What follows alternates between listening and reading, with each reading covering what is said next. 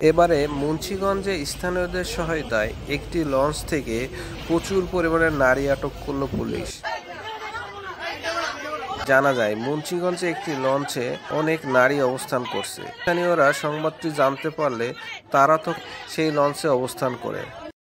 তখন তারা কোথায় যাচ্ছে, কোথা থেকে আসছে এবং তাদের নাম পরিচয় জানতে চাইলে সেগুলোর সঠিক উত্তর তারা দিতে পারে না।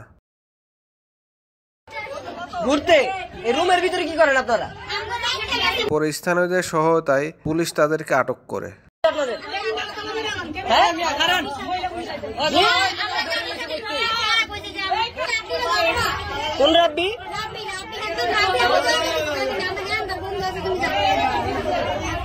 আপনি ছিলেন কি হবে রাব্বি?